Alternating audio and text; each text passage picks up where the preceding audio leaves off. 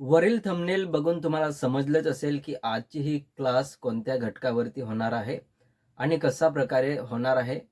हे तुम्हाला माहीतच असेल कारण याच्या आधी ऑलरेडी आपण बऱ्याचशा क्लासेस घेतलेल्या आहेत.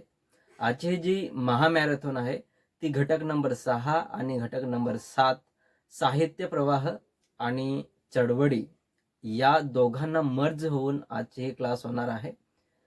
या दोन घटकामध्ये बरेचसे जे टॉपिक आहेत ते सिमिलर आहेत, म्हणून दोन घटकांना आपण मर्ज करून हे क्लास घेणार आहोत. प्लस त्याच्यामधले जे इम्पॉर्टंट पॉइंट आहेत, ज्याच्यावरती जास्तीत जास्त प्रश्न परीक्षेमध्ये विचारले जातात आणि विचारण्याची संभाव्यता आहे, त्या प्रश्नांना, त्या टॉपिकना घेऊन आपण चालणार आहोत.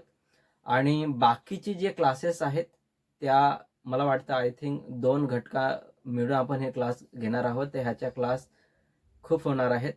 म्हणून एका घटकातून तुमचे 2 घटक कव्हर होतील आणि 2 घटकामध्ये किमान 20 प्रश्न विचारले जातात. तर प्रत्येक प्रश्न हा 2 मार्कांचा असो. अशा पद्धतीने एकूण 40 मार्क 2 घटका मिळून मिळू शकतात.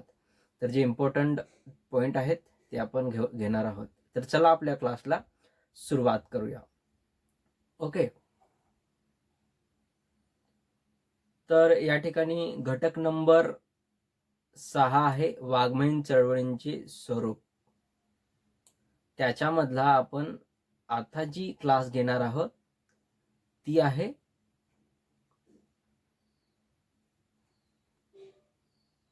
विज्ञान साहित्य. ओके. आणि घटक नंबर 7 आहे साहित्य प्रवाह. साहित्य प्रवाहामध्ये जेवढे घटक आहेत ते घटक आपण कव्हर करणार आहोत. त्याच्यामध्ये आपण विज्ञान साहित्य हा घटक कव्हर करणार आहोत. विज्ञान साहित्याच्या रिलेटेड 2 घटक आहेत. एक तर साहित्य विचारलं जातं आणि विज्ञान साहित्याची चळवळ हा सुद्धा पॉइंट त्याच्यामध्ये ॲड ऑन आहे. म्हणून 2 घटकावरती प्रश्न विचारले जातात. तर त्या 2 कन्सेप्ट आपण क्वेश्चनच्या माध्यमातून कव्हर करूया. ओके.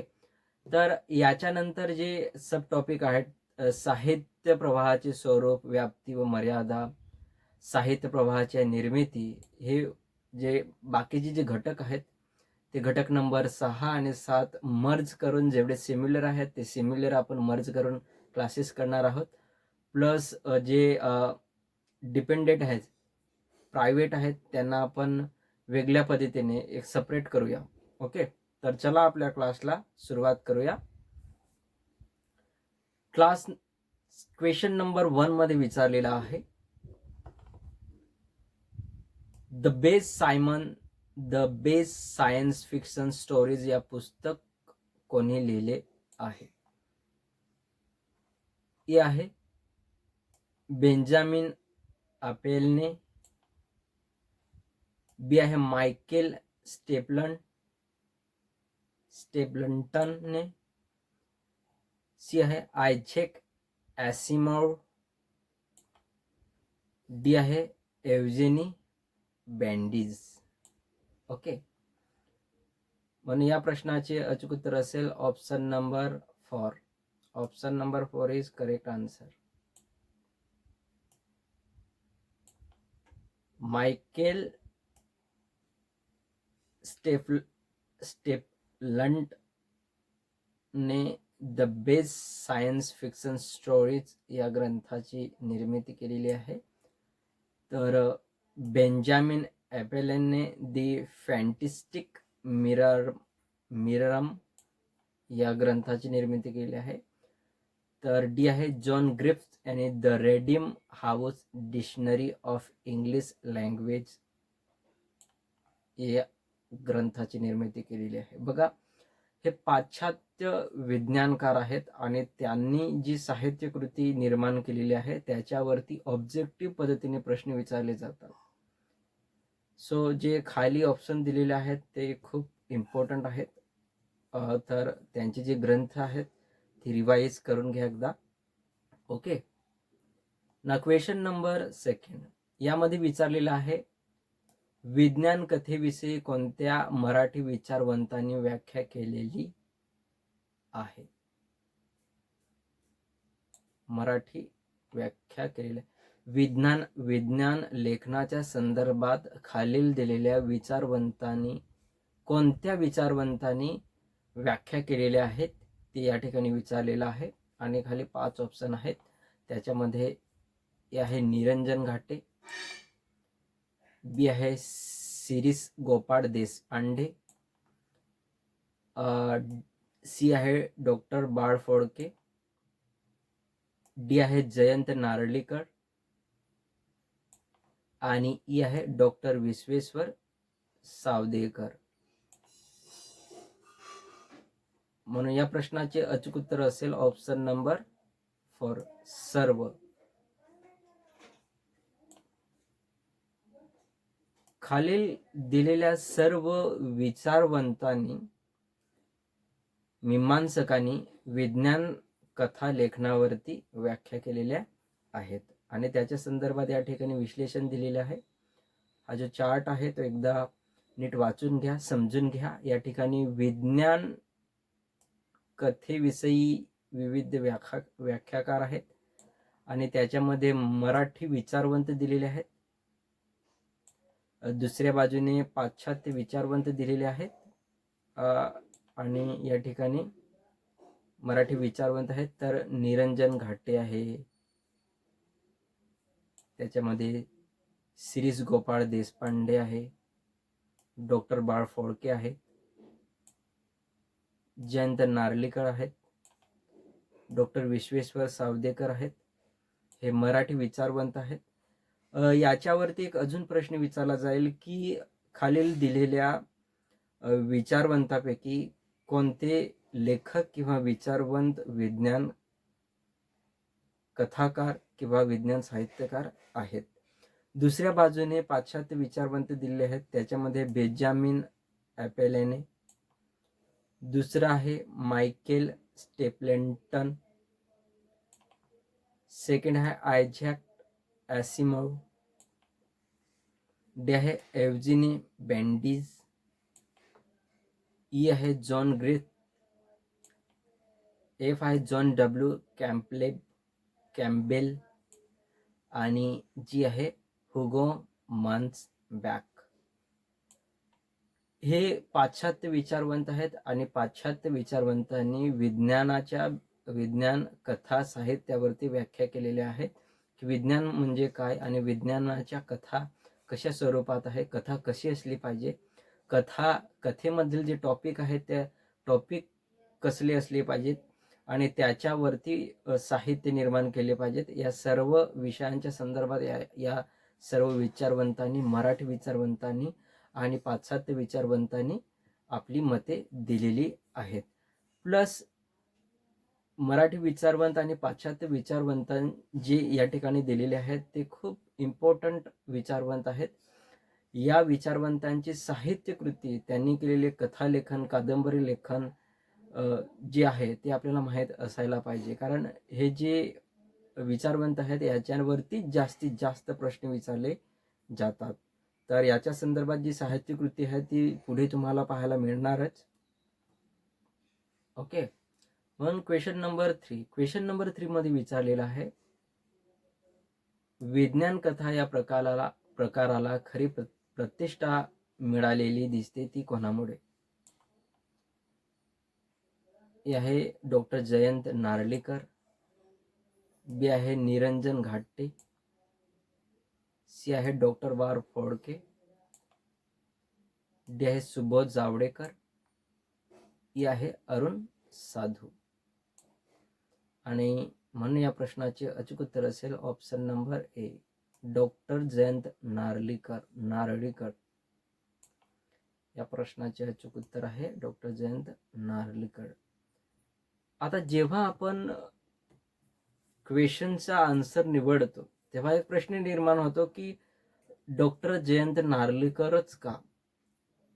तर त्याच्या संदर्भात आपल्याला स्टेटमेंट हवी असते की एव्हिडन्स का आहे. So here is available evidence. हे जे सर्व आहेत विज्ञान कथा या प्रकाराला खरी प्रतिष्ठा मिळालेली दिसते. ते लेखक आहेत डॉक्टर जयंत नार्लीकर यांनी जेव्हा साहित्य निर्मितीला सुरुवात केली, विज्ञान साहित्य निर्मितीला सुरुवात केली, त्याच्यानंतर या साहित्य निर्मितीला मोठ्या प्रमाणात चालना मिळाली आणि विज्ञान साहित्य जास्तीत जास्त लेखकांनी लेखनास सुरुवात केली. विज्ञान साहित्य लिहिताना अनेक प्रकारचे मासिके आणि नियतकालिकांच्या माध्यमातून ते प्रसारित करण्यात आले आणि त्यामुळे काही अशी वृत्तपत्रे होते की त्यामध्ये नवीन लेखकांना त्याच्यामध्ये संधी देण्यात आली की या वृत्तपत्रातून, मासिकातून तुमचे साहित्य आहे, जे कथालेखन आहे, ते तुम्ही प्रसारित करू शकता. तर हे जे सर्व आहेत ते लेखक आहेत निरंजन घाटे आहेत, डॉक्टर बाळ फोडके आहेत, चौथा आहे सुबोध जावडेकर आहेत, अरुण साधू आहेत, सी आहे लक्ष्मण लोढे आणि सातवा आहे दिव्य जहांगीरदार,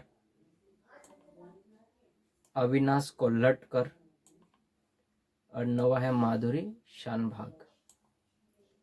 या लेखकांना सर्वात जास्त विज्ञान साहित्य लेखनामध्ये प्रतिष्ठा लाभलेली आहे, ते या ठिकाणी लेखक दिलेले आहेत आणि मोस्टली या विचारवंतावरती लेखकावरती प्रश्न विचारले जातात एक्झाममध्ये. ओके, क्वेश्चन नंबर 4 मध्ये विचारलेला आहे, खालील दिलेली विधाने योग्य आहेत ती ओळखा. हे आहे, केरळ कोकिळ मासिकात इसवी सन 1906च्या सुमारास चंद्रावर स्वारी या जुल्स व्हर्ननच्या कादंबरीतील काही भाग प्रसिद्ध झाला. Statement number 1. सेकंड आहे, बायकांना उजव्या डोळ्याने दिसत नाही ही वा म जोशी यांची कथा विज्ञान कथेत विडंबन करणारी आहे. सी आहे, वा गो आपटे यांनी एक दिवसाच्या सुट्टीत ही विज्ञान कथा लिहिली. आणि डी आहे, 1912 साली श्री बा रानडे यांनी तारेचे हास्य ही पहिली विज्ञान कथा लिहिली. ओके, म्हणून या प्रश्नाचे अचूक उत्तर असेल ऑप्शन नंबर 4 सर्व. याच्यामध्ये जेवढे स्टेटमेंट दिलेले आहेत तेवढे स्टेटमेंट अचूक आहेत. म्हणून जे स्टेटमेंट आहेत त्या ऑब्जेक्टिव्ह स्टेटमेंट आहेत. हे बघा, तुम्ही बघू शकता की केरळ कोकिळ मासिकात इसवी सन 1906च्या सुमारास चंद्रावर स्वारी या जुल्स व्हर्नच्या कादंबरीतील काही भाग प्रसिद्ध आहे. तर वरील सर्व जे स्टेटमेंट आहेत त्या अचूक आहेत आणि जे स्टेटमेंट आहेत ते ऑब्जेक्टिव्ह आहेत. तर ते ऑब्जेक्टिव्ह आहे ते तुम्ही नीट एकदा वाचून घ्या आणि रिवाइज करत राहा. ओके, आणि पाचवी ही या ठिकाणी आहे, 1912 साली श्री बा रानडे यांनी तारेचे हास्य ही पहिली विज्ञान कथा लिहिली. 1912 साली श्री बा रानडे यांनी तारेची हास्य कथा लिहिली.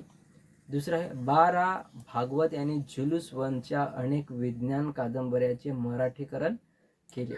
दॅट मीन्स की रूपांतरण केलेले आहे त्यांनी.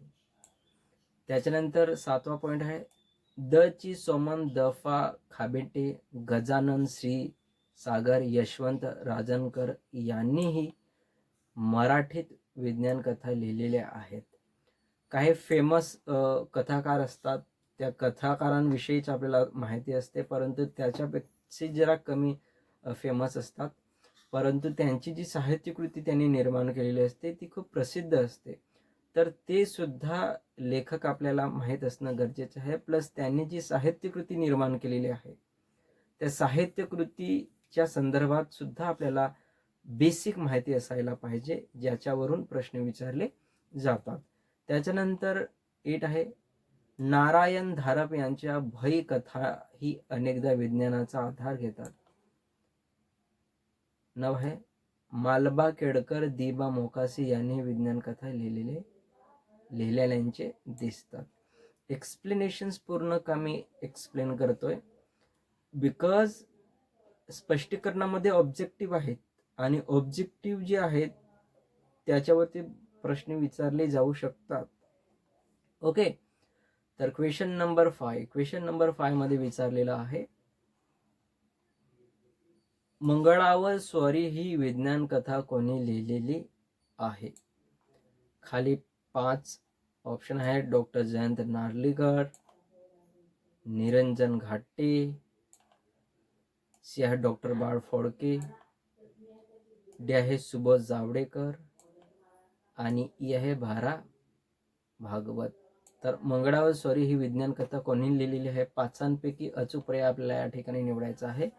म्हणून या प्रश्नाचे अचूक उत्तर असेल ऑप्शन नंबर 4, केवळ Bhara Bhagwat. Option number E is correct answer. Bhara Bhagwat यांनी ही कथा लिहिलेली आहे. त्याच्या संदर्भात या ठिकाणी विश्लेषण दिलेलं आहे. भारा भागवतांनी पहिली विज्ञान कथा मंगळावर स्वारी ही विज्ञान वृत्तांच्या 1934च्या दिवाळी अंकात लिहिली.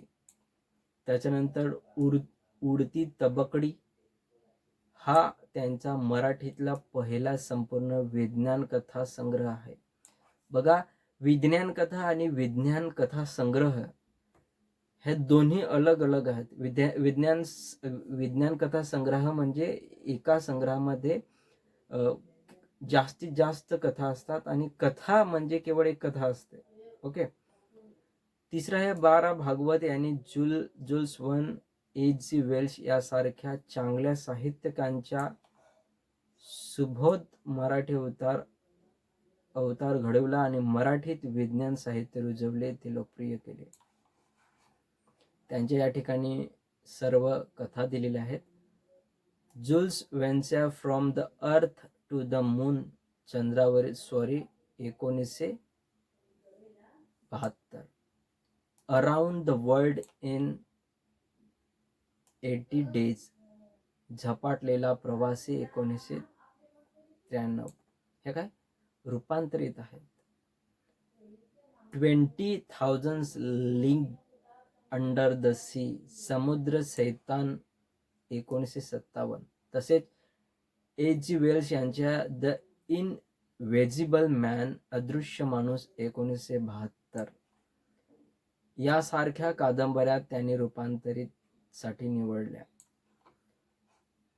आता याच्यावरून एक प्रश्न विचारला जाऊ शकतो की रूपांतरित ज्या कथा आहेत त्यांच्या जोड्या लावा किंवा रूपांतरित कथा जोड्या लावा असा प्रश्न विचारला जाईल किंवा रूपांतरित कथा कोणत्या आहेत ते विचारलं जाते.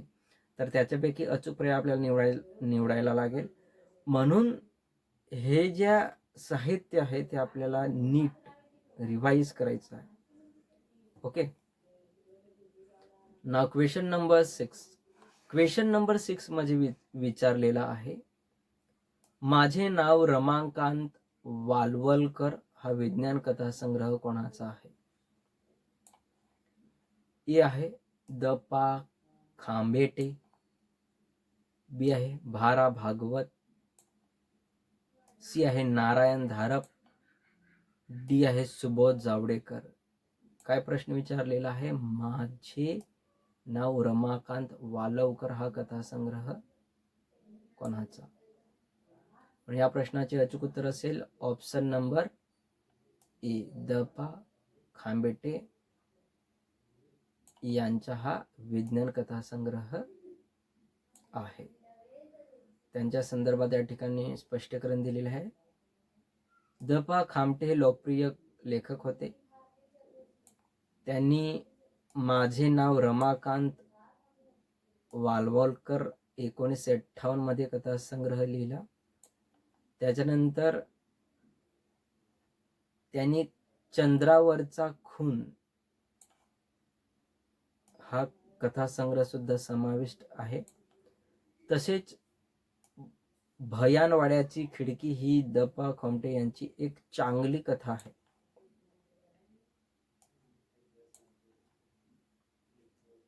ओके. ना क्वेश्चन नंबर 7. क्वेश्चन नंबर 7 मध्ये विचारलेला आहे, नारायण धारप यांच्या कादंबऱ्यांचा प्रकाशन वर्षानुसार क्रम लावा. खाली 5 कादंबऱ्या दिलेल्या आहेत. ही आहे ग्रोग्रमचा चित्तार, बी आहे नेमचिन युग पुरुष, सी आहे ग्रोग्रमचे पुनरागमन आणि डी आहे जिद्द, ई आहे पारब्याचे जग. आता नारायण धारप यांच्या या कादंबऱ्या आहेत आणि प्रकाशन वर्षानुसार क्रम लावायचा आहे. जर का आपल्याला प्रश्न विचारलेला आहे की प्रकाशन वर्षानुसार क्रम लावा, तर आपल्याला त्याचा प्रकाशन वर्ष माहीत असायला पाहिजे, प्लस नारायण धारप यांच्या कादंबऱ्या कोणत्या आहेत आणि त्याच्यातील सर्वात पहिली कादंबरी कोणती लिहिलेली आहे, कधी लिहिलेली आहेत ते आपल्याला माहीत असेल तर आपण याचा अनुक्रम लावू शकतो. ओके. तर वरील दिलेल्या जो सर्व स्टेटमेंट आहेत ते अगदी बरोबर आहेत, म्हणून या प्रश्नाचे अचूक उत्तर असेल ऑप्शन नंबर 4. सिक्वेन्समध्येच या ठिकाणी दिलेले आहेत, परंतु एक्झाममध्ये तशा पद्धतीने दिले जाणार नाहीत. याची तुम्ही सर्वांनी दक्षता घ्यायची आहे. अँड प्लस हे जे कादंबऱ्या आहेत ते खूप महत्त्वाचे आहेत, म्हणून ते वारंवार वाचत जा, रिवाईज करत जा. परीक्षा लवकरात लवकर जूनमध्ये होईल. अद्याप जो फॉर्म आहे तो सुटलेला नाही, पण नोटिफिकेशन्स येईल तेव्हा फॉर्मसुद्धा फिलअप करून घ्या, कारण मेमध्ये आय थिंक याचे फॉर्म सुटतात. ओके. या ठिकाणी याच्या संदर्भात विश्लेषण दिलेलं आहे. नारायण धारप हे 1950च्या सुमारास ज्येष्ठ लेखक होते आणि खालील त्यांनी साहित्यकृती निर्माण केलेली आहे.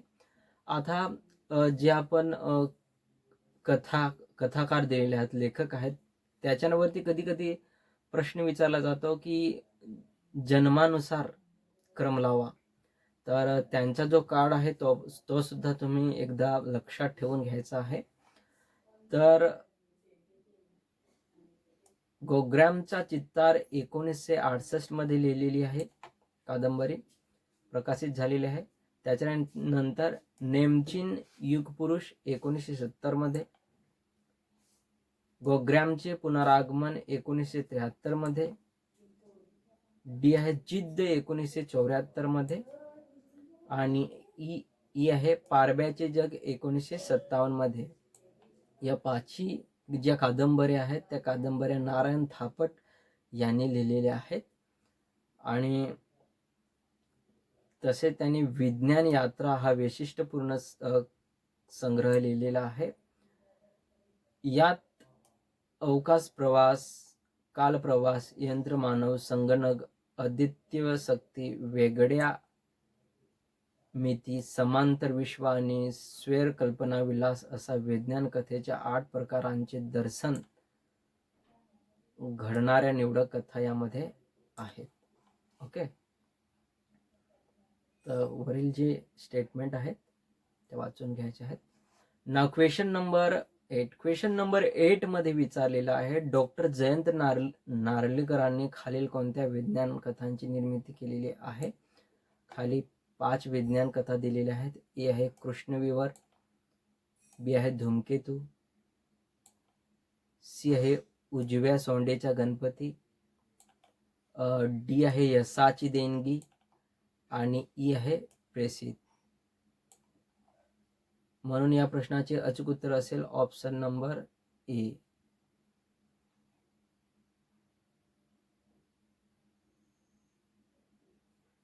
ऑप्शन नंबर 4 सर्व.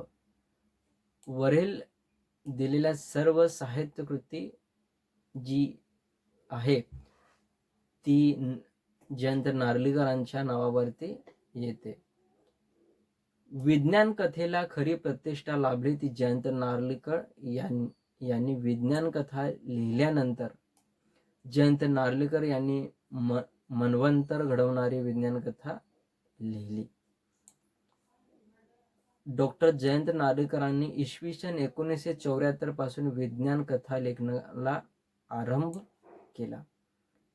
त्यांचा जन्म 19 जुलै 1938 मध्ये झाला आहे. मागे आपण नारायण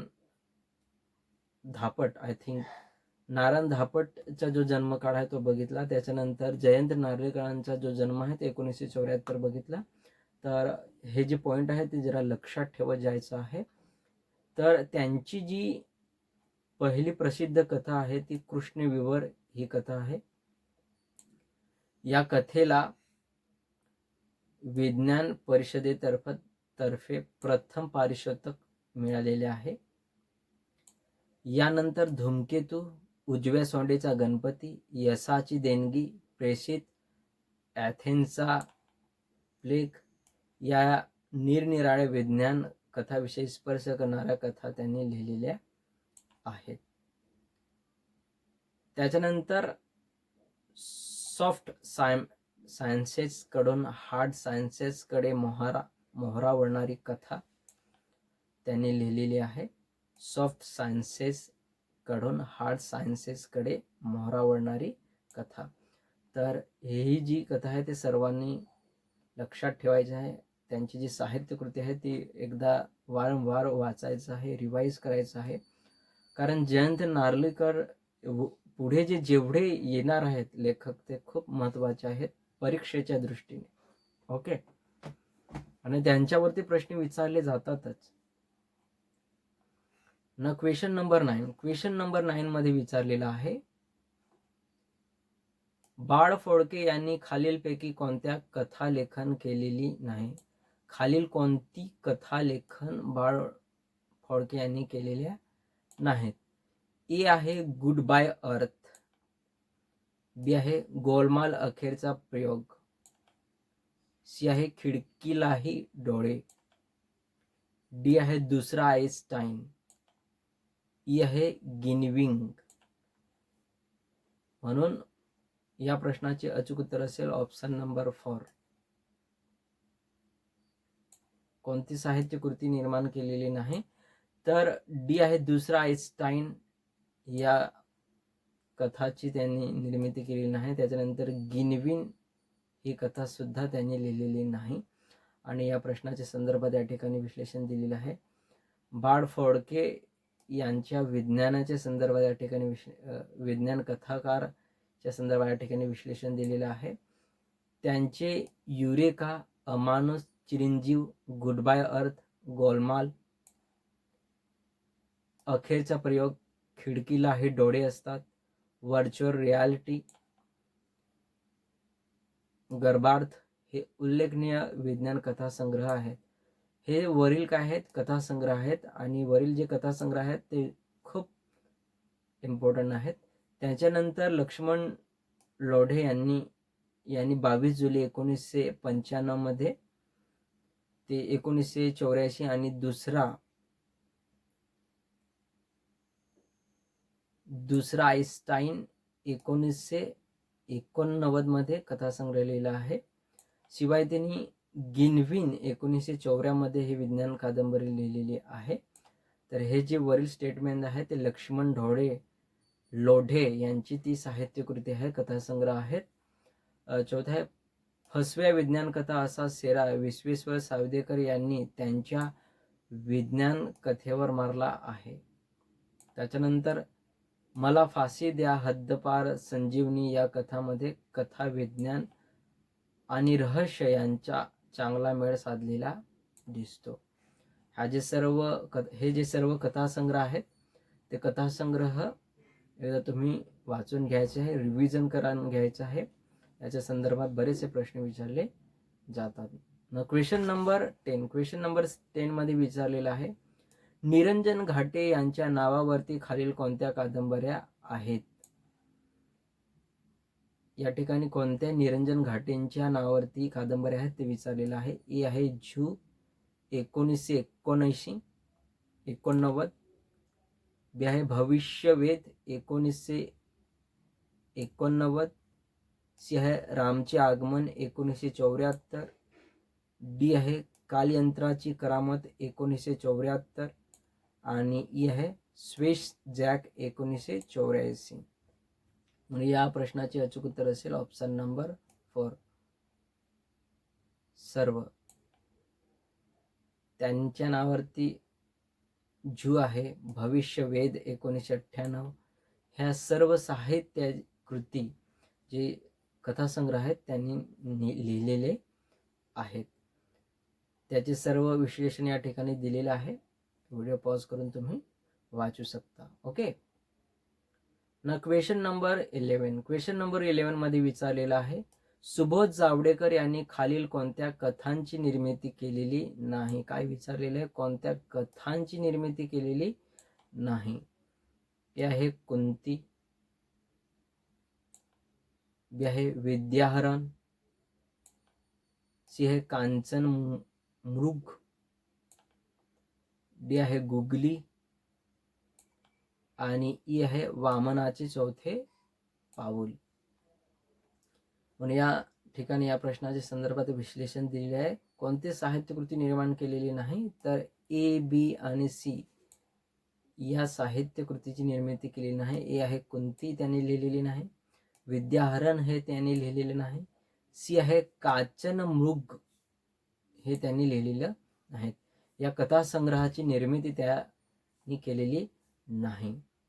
आणि त्याच्या संदर्भात या ठिकाणी विश्लेषण दिलेलं आहे. सुबोध जावडेकरांनी माणसांची भाषा, अंधार यात्रा, ललाट रेखा यासारख्या उत्कृष्ट कथा त्यांनी लिहिलेल्या आहेत. तसेच गुगली 1991 मध्ये, वामनाचे चौथे पाऊल 1990 मध्ये त्यांचे हे कथासंग्रह आहेत. तसेच भोपाळच्या वायू दुर्घटनेवर त्यांची आकांत 1988 ही कादंबरी आहे. गुगली, वामनाचे चौथे पाऊल, आकाश भाषेत संगणकाची सावली या संग्रहातून त्यांच्या विज्ञान कथांचे रूढ चौकट ओलांडून सुबोध जावडेकर वेगळे विषय हाताळतात. वरील जे सर्व साहित्याची निर्मिती त्यांनी केलेली आहे ती अगदी बरोबर आहे. ओके. एकदा हे सर्व जे साहित्य आहे ते तुम्ही लक्षात ठेवायचे आहे. ओके. ना क्वेश्चन नंबर 11 या ठिकाणी गोबा सरदेसाई यांनी कुंती, विद्याहरण, काचन मृग, त्रिपुरा इत्यादी साहित्याची निर्मिती केलेली आहे. कथांची निर्मिती त्यांनी केलेली आहे. बाकीचे जे विश्लेषण आहे ते तुम्ही वाचून घ्यायचं आहे. ओके. ना क्वेश्चन नंबर 12. क्वेश्चन नंबर 12 मध्ये विचारलेला आहे, रोबो कॉर्नर मध्ये यंत्र मानवाची आरंभीची अवस्था येते ही कथा कोणी लिहिलेली आहे. Robo corner. ओके. या ठिकाणी 4 ऑप्शन आहेत. ए आहे डॉक्टर जयंत नार्लीकर, बी आहे जयंत घाटे आणि सी आहे डॉक्टर बाळ फडके, डी आहे सुबोध जावडेकर, ई आहे अरुण मांडे. Robot corner. म्हणून या प्रश्नाचे या ठिकाणी उत्तर दिलेलं आहे. या प्रश्नाचे अचूक उत्तर असेल ऑप्शन नंबर 4 अरुण मांडे हे अचूक उत्तर असेल. आणि त्याच्या संदर्भात या ठिकाणी विश्लेषण दिलेलं आहे. अरुण मांडेकर यांच्या विज्ञान कथा या दर्जेदार व वैशिष्ट्यपूर्ण आहेत. त्यांनी मुंबई दिवाळी अंक 1976 मध्ये रेड्डी ही कथा लिहून विज्ञान कथा लेखनाला प्रारंभ केला. त्यांनी अमानुष आणि रोबो कॉर्नर हे त्यांचे विज्ञानाचे उत्कृष्ट कथासंग्रह आहेत. शांतिदूत मध्ये यंत्रमानव बंडांच्या पवित्र्यात आहे. डॉक्टर अरुण मांडे यांच्या कथेत परिचित कल्पना अपरिचित पद्धतीने फुलण्याचे त्यांचे कौशल्य वाचण्यासारखे आहे.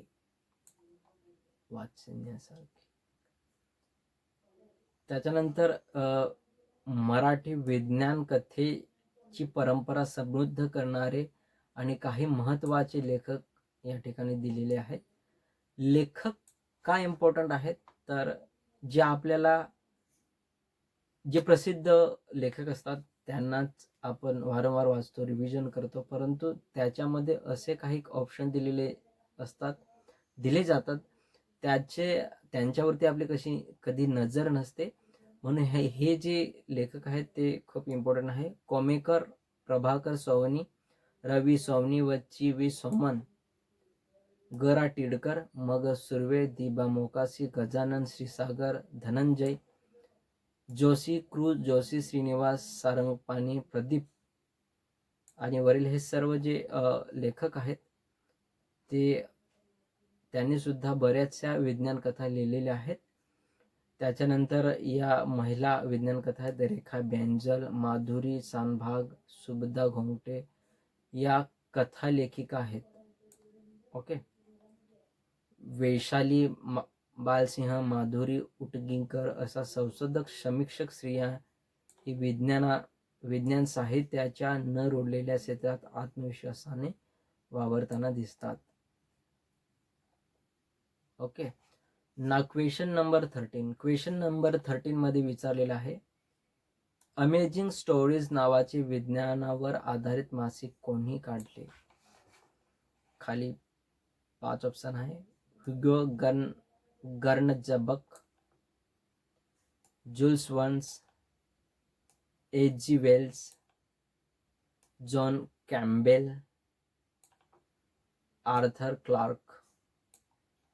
म्हणून या प्रश्नाचे अचूक उत्तर असेल ऑप्शन नंबर ए, ह्युगो गर्नजबक.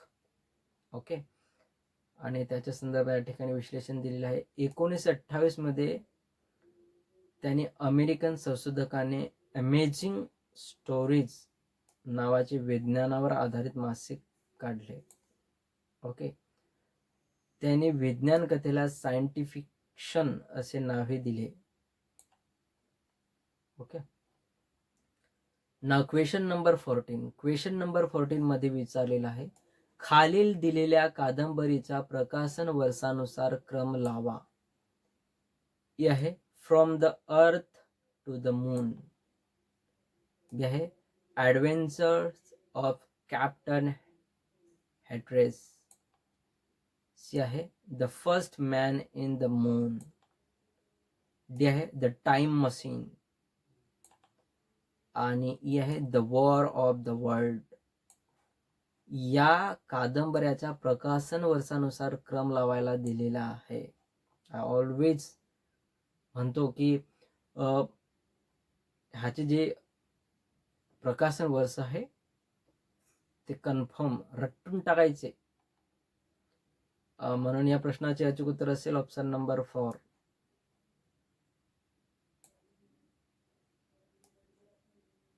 जो क्वेश्चन आहे, क्वेश्चन मध्ये ज्या पद्धतीने ऑप्शन दिलेले आहेत, ऑप्शन मध्ये जेवढे जे स्टेटमेंट दिलेले आहेत अगदी सेम तसे येणार, परंतु एक्झाम मध्ये तसे येणार नाही.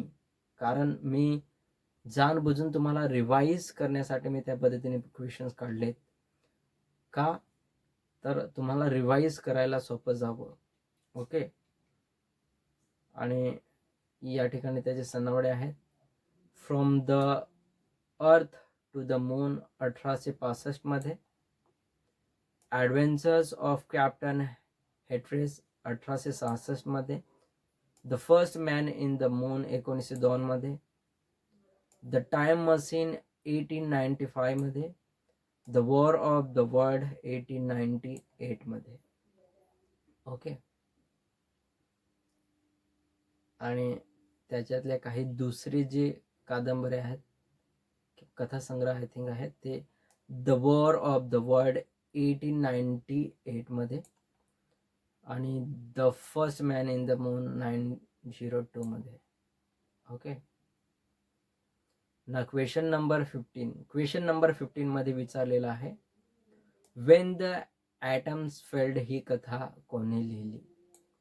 आता जे मागे जे आपण क्वेश्चन्स केले ते मराठी विचारवंतांच्या वरती होते. आता जे क्वेश्चन्स आहेत ते पाश्चात्य विचारवंतावरती क्वेश्चन्स आहेत.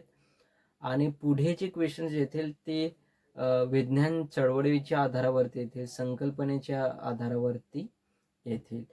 मोस्ट ऑफ दॅट की याच्यामध्ये कथा आणि कथासंग्रहावरतीच आपले क्वेश्चन चालू आहेत अद्याप तरी. ओके. ही आहे जॉन कॅम्बेल, आयझॅक असिमोव ची आहे, थ्री ऑर्डर्स स्टर्जन, रॉबर्ट हाइनलाईन. ही आहे ई व्हॉन हॉगस्ट. या प्रश्नाचे अचूक उत्तर असेल ऑप्शन नंबर ए, जॉन कॅम्बेल. त्याच्या संदर्भात या ठिकाणी विश्लेषण दिलेलं आहे. जॉन कॅम्बेल याने विज्ञान कथेसाठी सायन्स फिक्शन ही संज्ञा रूढ केली. त्याने वेन्स द ॲडम्सफील्ड ही कथा लिहिली. आणि बाकीचे जे विश्लेषण आहे ते तुम्ही वाचून घ्यायचं आहे. ओके. ना क्वेश्चन नंबर 16. क्वेश्चन नंबर 16 मध्ये विचारलेला आहे, साहित्य आणि साहित्यकार यांच्या जोड्या लावा. सूची 1 मध्ये लेखक आहे, सूची 2 मध्ये साहित्य आहे. फर्स्ट पार्ट मध्ये लेखक, सेकंड पार्ट मध्ये लिटरेचर. ओके. तर ए मध्ये आर्थर क्लार्क, सेकंड मध्ये फर्स्ट आहे ज्युपिटर 5 1951. बी आहे आयलॅक ॲसिमो, सेकंड मध्ये सेकंड आहे द मार्शियन वे 1952. सी आहे अँथोनी बुचर्ड, सेकंड मध्ये थर्ड आहे the quest for Saint Aquin 1979. D Paul counter for the large objectives 1946. and E. Eric Franks Russell 5. A Little Oil 1966. म्हणून या प्रश्नाचे अचूक उत्तर असेल option number first. Option number first is correct answer. 4 is correct answer. ज्या पद्धतीने वरील questions होता त्याच पद्धतीने या प्रश्नाची उत्तर आहे. ओके. त्याच्या संदर्भात या ठिकाणी विश्लेषण आहे. व्हिडिओ पॉज करून तुम्ही वाचून घ्यायचं आहे, समजून घ्यायचं आहे, प्लस रिवाइज करायचं आहे. आणि 6 जी आहे द लास्ट ऑब्जेक्टिव्ह 1946 ही पॉल कार्टर यांची कथा आहे.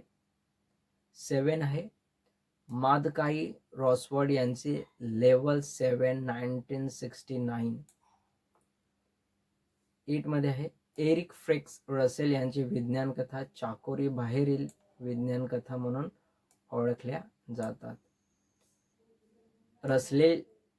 रसेलची अ लिटिल ऑइल 1966 ही विज्ञान कथा उल्लेखनीय आहे.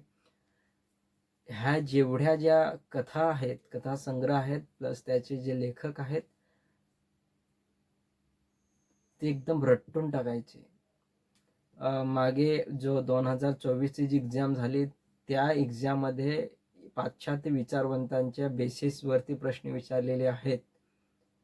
आणि पाश्चात्य विचारवंत म्हटले की आपण जास्तीत जास्त त्यांच्याकडे लक्ष देत नाही, बट विचारवंताची नावं न देता त्या ठिकाणी जी कथासंग्रह आहेत ते विचारले जातात पाश्चात्य विचारवंतांची जी साहित्यकृती आहे त्याच्या बेसिसवरती.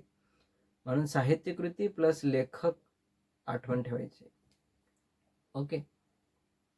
ना क्वेश्चन नंबर 17. क्वेश्चन नंबर 17 मध्ये विचारलेला आहे फ्रेडरिक पॉलची खालीलपैकी कोणत्या विज्ञान कथा त्यांच्या नावावरती आहेत. फ्रेडरिक पॉलचे कोणत्या विज्ञान कथा त्यांच्या नावावरती आहेत. हे आहे the tunnel under the world 1944.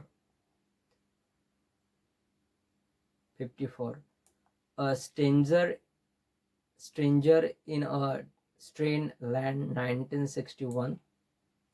The cold equations 1953, little oil 1966, the seeds of life 1959. या ठिकाणी याचे आन्सर दिलेला आहे. Option number 1 is correct answer. The tunnel under the world's 1954. काय विचारलं? त्यांच्या नावावरती आहे, वरील त्यांच्या नावावरती नाहीत. त्या ठिकाणी त्याचे विश्लेषण दिलेलं आहे. The last objective 1946, Paul Carter यांची कथा आहे. एरिक फ्रेक्स रसेल यांच्या रसेल अ लिटिल ऑइल 1966 मध्ये आहे. ॲडमंड क्रूपर यांच्या दी सीडन्स ऑफ लाईफ 1959 मध्ये त्यांनी लिहिलेले आहे. For the cold equations 1953, Tom Godwin यांची ही कथा आहे. 5 फेडरिक पॉलची the tunnel under the world 1954 मध्ये. तसेच रॉबर्ट हाइनलाईन यांची a stranger in external lands 1961 मध्ये त्यांनी लिहिलेली आहे. ओके, ना question number 18. Okay, it's 18. Yes, question number 18 मध्ये विचारलेला आहे, जोड्या लावा. लेखक दिलेले आहेत आणि साहित्य दिलेले आहे. ई आहे सर्वात्मा सर्वेश्वर, सेकंड मध्ये फर्स्ट आहे यशवंत देशपांडे. बी आहे विश्वसहार, सेकंड मध्ये सेकंड आहे गजानन श्रीसागर. सी आहे यंत्र मानवाच्या हाताने, सेकंड मध्ये थर्ड आहे निरंजन घाटे. डी आहे सोनाराने कान टोचावेत बाळ फोडके. ई आहे गुगली सुबोध जावडेकर. म्हणजे या प्रश्नाचे अचूक उत्तर असेल ऑप्शन नंबर सेकंड. वरील दिलेले सर्व स्टेटमेंट बरोबर आहेत आणि त्याच्या संदर्भात या ठिकाणी विश्लेषण दिलेलं आहे. सर्वात्मा सर्वेश्वर यशवंत देशपांडे यांनी ही कथा लिहिलेली आहे. विश्वहार गजानन श्रीसागर यांची आहे. यंत्र मानवाच्या हाताने निरंजन घाटे यांनी ही कथा लिहिलेली आहे. सोनाराने कान टोचावे बाळ फोडके यांची ही कथा आहे. गुगली सुबोध जावडेकर यांची ही कथा आहे. आणि बाकीचे जे विश्लेषण आहे ते तुम्ही वाचून घ्यायचं आहे. त्याच्यानंतर क्वेश्चन नंबर 19. क्वेश्चन नंबर 19 मध्ये विचारलेला आहे, अंतराळातील मृत्यू या कादंबरीचा खालीलपैकी कोणी लिहिलेला आहे? मृत्यू ही कादंबरी कोणी लिहिलेली आहे? हे आहे संजय ढोले. बी आहे सुभदा गोंगटे. सी आहे वामन मल्हार जोशी आणि डी आहे द.पा. खांबेटे. म्हणून या प्रश्नाचे अचूक उत्तर असेल option number A, Sanjay Dhole is correct answer.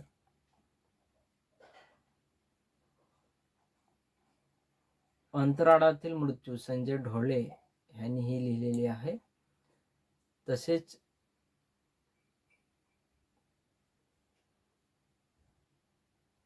चंद्रलोकाचा सफर आठवले, गोळ्यामधून चंद्राभोवती फिरताना निरीक्षण.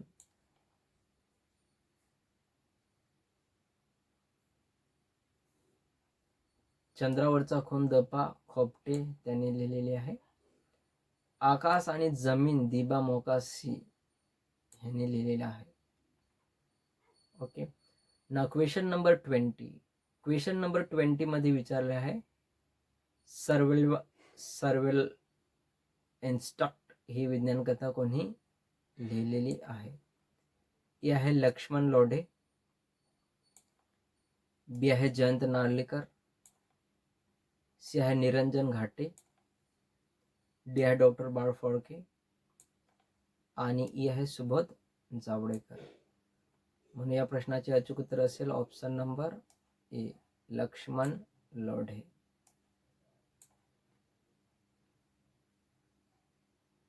सर्व लव इन्स्टंट लक्ष्मण ढोळे यांनी ही कथा लिहिलेली आहे.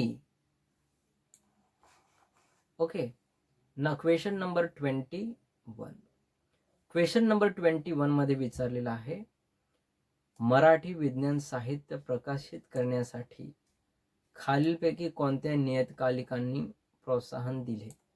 खाली 5 नियतकालिके आहेत आणि विज्ञान कथा लिहिण्यासाठी कोणत्या नियतकालिकाने प्रोत्साहन दिलेलं आहे ते या ठिकाणी विचारलेलं आहे. मराठी विज्ञान कथा. ए आहे सृष्टी ज्ञान, बी आहे विज्ञान युग, सी आहे मराठी विज्ञान परिषद पत्रिका, डी आहे मुलांचे मासिक आणि ई आहे मासिक मनोरंजन. म्हणून या प्रश्नाचे अचूक उत्तर असेल ऑप्शन नंबर ए, सर्व. सर्व जी मासिके आहेत, वृत्तपत्रे आहेत, त्यांनी मराठी विज्ञान कथा लेखनाला प्रोत्साहन दिलेलं आहे. ओके. आणि त्याच्या संदर्भात या ठिकाणी सर्व नियतकालिके दिलेली आहेत. सृष्टी ज्ञान, विज्ञान युग, मराठी विज्ञान परिषद पत्रिका या केवळ विज्ञान विषयाला वाहिलेल्या नियतकालिकांनी फायद्याचे गणित न करता विज्ञान साहित्य प्रकाशित केले. कृषी विषय आणि वैदिक विषयासाठी स्वतंत्र नियतकालिके आहेतच. त्याशिवाय मुलांचे मासिक, मासिक मनोरंजन, रत्नाकर, केरळ कोकिळ, चित्रमय जगत, उद्यम, नवयुग, ज्ञानोदय, मराठी ज्ञानप्रसारक, वाङ्मय, शोभा इत्यादी नियतकालिके होती. किर्लोस्कर, हंस, नवल या नियतकालिकाने सत्तेत उत्तेजन दिले.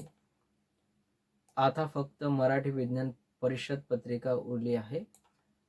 मराठीत 1895 मध्ये प्रत्येक महिन्याला 150 नियतकालिके प्रसिद्ध होत असत. ओके. ना क्वेश्चन नंबर 22.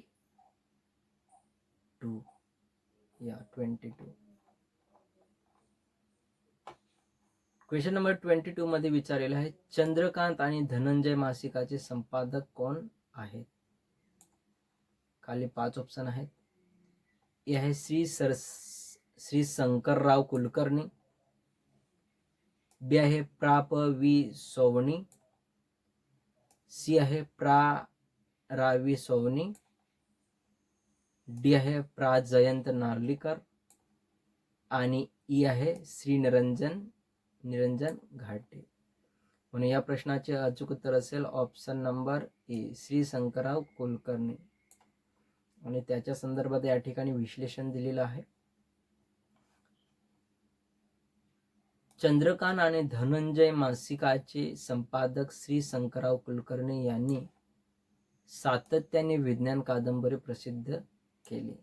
त्याच्यामध्ये प्रा. वी. सोवणी, प्रा. रा. वी. सोवणी, प्रा. जयंत नार्लीकर, श्री निरंजन घाटे, बाळ फोडके, श्री सुबोध जावडेकर, श्री भालभा केडकर, भा. रा. भागत यांनी सातत्याने विज्ञान साहित्य लिहिले आणि चर्चेत बाजू मांडली. ओके. बाकीचे जे विश्लेषण आहे ते तुम्ही वाचून घ्यायचे आहे. तसेच पत्रिकेसाठी व विज्ञान कथासाठी मोलाचे कार्य रत्नाकर, शिवराम आणि दिगंदर या सर्वांनी केलेलं आहे.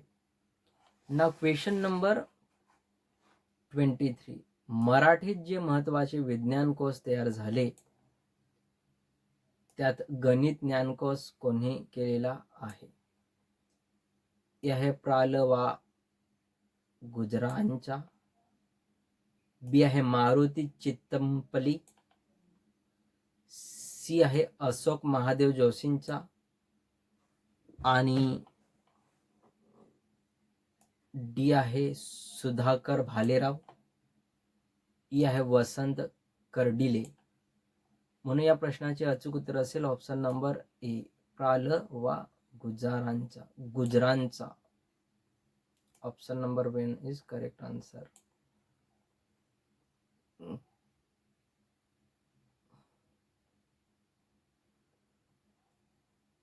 मराठीत जे महत्त्वाचे विज्ञान कोश तयार झाले त्यात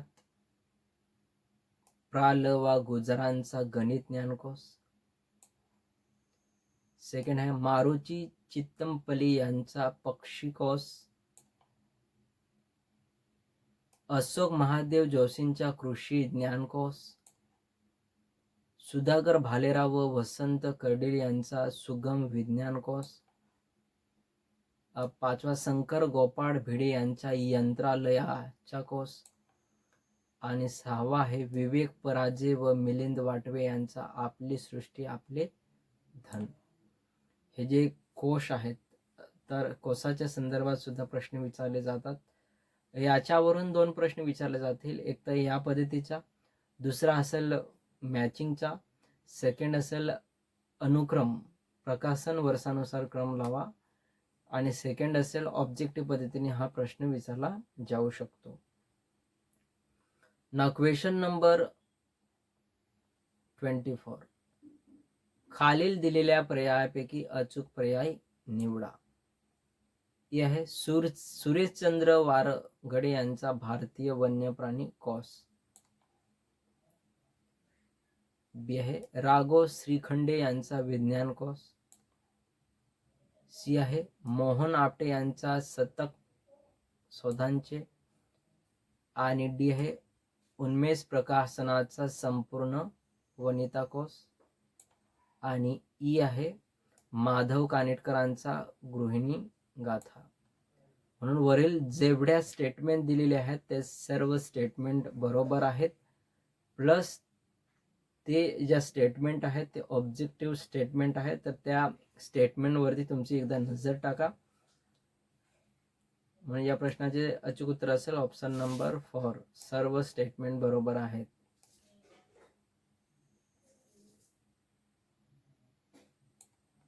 ओके. ना क्वेश्चन नंबर 25 हा शेवटचा क्वेश्चन आहे, आणि याच्या संदर्भात जी बाकीचे क्वेश्चन राहिले ते आपण सेकंड क्लासमध्ये कव्हर करूया. सेकंड क्लासमध्ये आपण श्री साहित्य चळवळ आणि साहित्य या 2 घटकांसंदर्भात आपण क्लास घेऊन येणार आहोत. तर आजची जी क्लास आहे ती याच्यानंतर संपेल. क्वेश्चन नंबर 25 मध्ये विचारलेला आहे, श्री बा रानडे यांची तारेचे हास्य ही पहिली विज्ञान कथा, परंतु श्री निरंजन घाटे यांच्यामध्ये श्री वामन मल्हार जोशी यांनी इसवी सन 1900च्या सुमारास पहिली विज्ञान कथा लिहिली. म्हणून या प्रश्नाचे अचूक उत्तर असेल ऑप्शन नंबर 1. ए आणि आर दोन्ही बरोबर आहेत. आर हे ए चे योग्य स्पष्टीकरण आहे. So option number 1 is correct answer of this question. Okay. आणि त्याच्या संदर्भात या ठिकाणी विश्लेषण दिलेलं आहे. मराठी विज्ञान कथा इसवी सन 1916 पासून प्रकाशित आली. श्री बा रानडे यांची तारेचे हास्य ही पहिली विज्ञान कथा, परंतु निरंजन घाटे यांच्यामध्ये श्री वामन मल्हार जोशी यांनी इसवी सन 1900च्या सुमारास पहिली विज्ञान कथा लिहिली. इसवी सन 19 मध्ये केरळ कोकिळ या नियतकालिकात चंद्रावरती मानव हा अनुवाद छापायला सुरुवात केली, परंतु विज्ञान कथेला सुरुवात झाली इसवी सन 1830 नंतर. कारण अलिबाग जवळील थड येथे श्री गणपत कृष्णाजी पाटील यांनी इसवी सन 1831 मध्ये पहिला छापखाना उभारला. कधी? इसवी सन 1831 मध्ये गणपत कृष्णाजी पाटील यांनी.